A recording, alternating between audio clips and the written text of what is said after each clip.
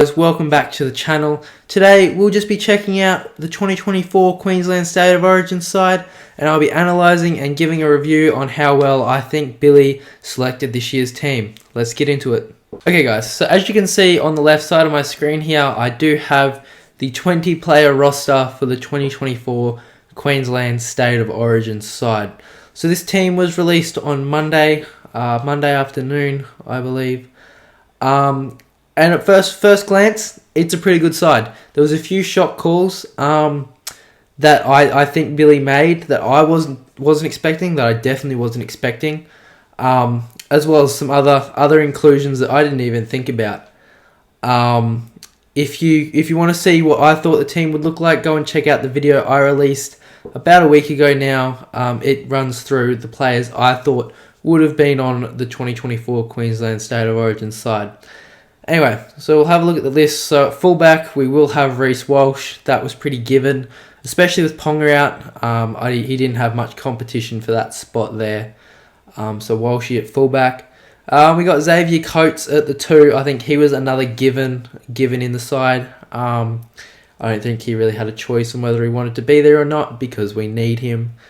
He is coming back from injury though, but I think he should be ready and raring to go, but he's a good selection on the wing there. Then in the centres, we have Val Holmes and Hamiso Tabuai Fido.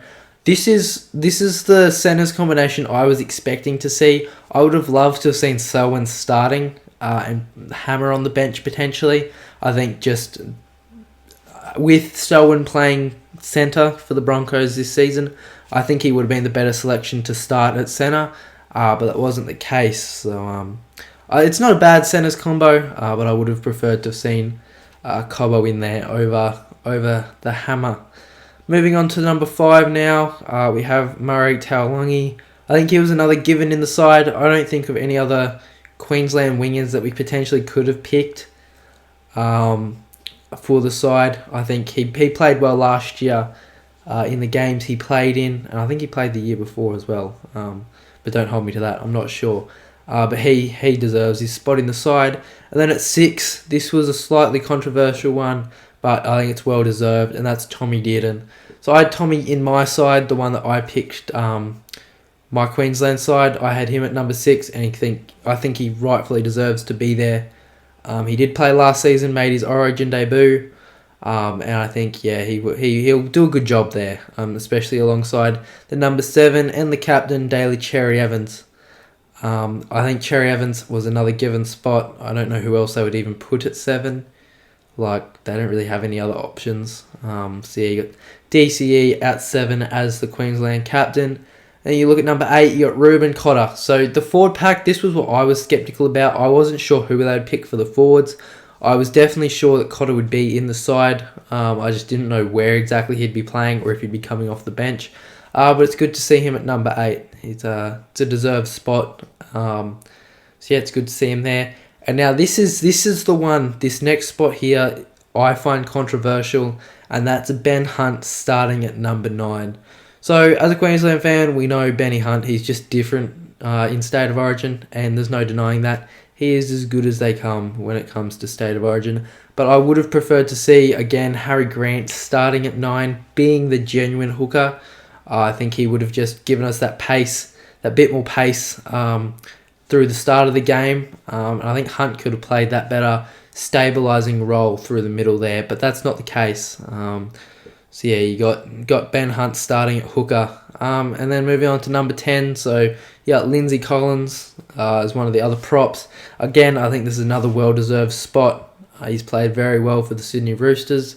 And he has played well in past Origins. I think last year was one of his standout series. But yeah, he's another one that deserves that spot. So now at number 11 for the back row, we have Jaden Sewer. Now this is one I personally disagree with. I didn't even think of him as someone who would even be up for selection for the State of Origin side. I definitely wouldn't have picked him. I definitely didn't pick him. I think David Fifita this season has been the better back rower, and he should have had a spot in the side.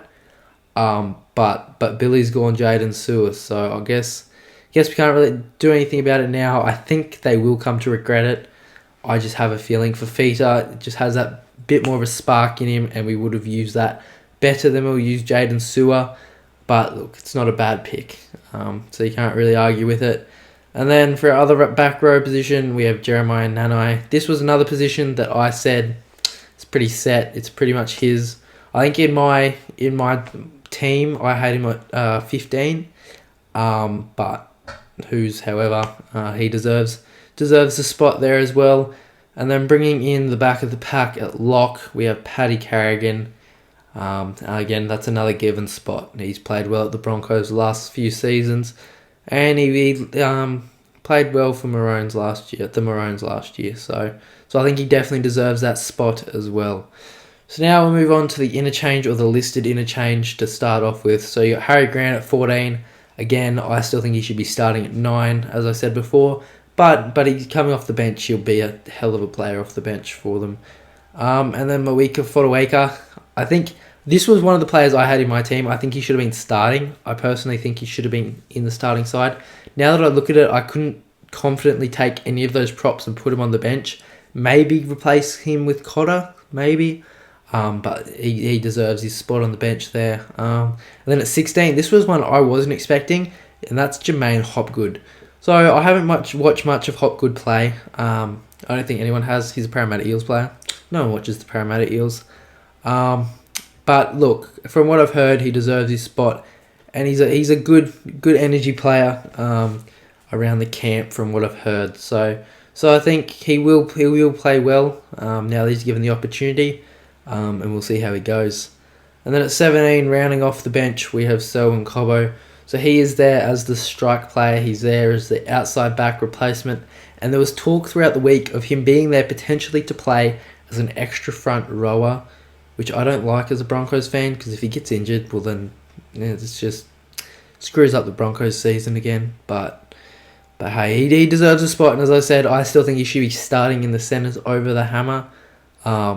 But at least he's in the side. He definitely deserves it.